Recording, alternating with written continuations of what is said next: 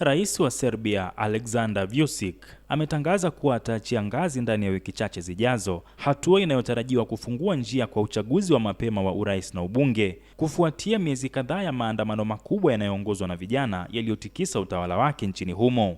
Tangazo la Vučić, ambaye amekuwa madarakani kama rais au waziri mkuu kwa kipindi cha miaka 12, linakuja wakati kukiwa na shinikizo kubwa kutoka kwa waandamanaji wanaopinga ufisadi.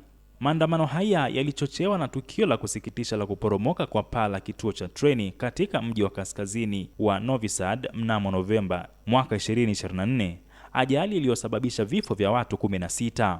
Waandamanaji, makundi ya upinzani na watetezi wa haki za binadamu wamedai kuwa janga hilo ni kielelezo cha usimamizi mbaya wa serikali katika miradi ya ujenzi na kukithiri kwa rushwa. Akizungumza mbele ya maelfu ya wafuasi wake katika mkutano wa hadhara uliofanyika katika mji mkuu wa Belgrade siku ya Jumamosi, Vučić alisema atahudumu kama rais kwa wiki chache tu kabla ya kujiuzulu. Muhula wake wa pili na wa mwisho kama rais ulitarajiwa kumalizika katikati ya mwaka 2027. Aliongeza kuwa atakisaidia chama chake tawala cha mrengo wa kulia, Serbian Progressive Party, kushinda uchaguzi wa urais na ule wa bunge ambao pia ulikuwa umepangwa kufanyika mwaka 2027.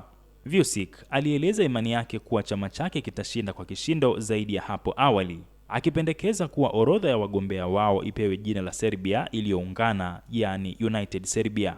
Hata hivyo, hakutaja tarehe rasmi ya kujiuzulu kwake wala atakapolivunja bunge, hatua ambayo ni sharti la kisheria kabla ya kuitisha uchaguzi wa mapema wa bunge.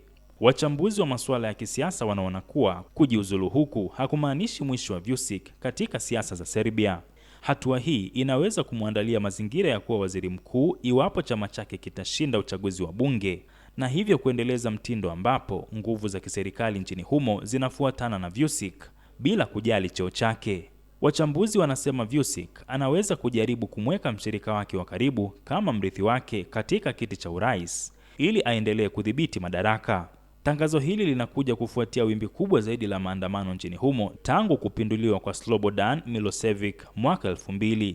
Hivi karibuni katika mji wa Novi Sad, wanafunzi walifanya kumbukumbu kwa ajili ya waathiriwa wa ajali ya kituo cha treni na kudai uchaguzi mkuu wa mapema. Serbia inakabiliwa na changamoto za kisiasa na kidiplomasia, ikiwa ni mgombea wa kujiunga na Umoja wa Ulaya EU, huku ikiendelea kudumisha uhusiano wa karibu na Urusi na China. EU imekuwa ikiitaka Belgrade kuboresha utawala wa sheria, ikiwemo mazingira ya uchaguzi huru na wa haki, kutokomeza rushwa na uhalifu uliopangwa, na kuoanisha sera zake za mambo ya nje na zile za umoja huo.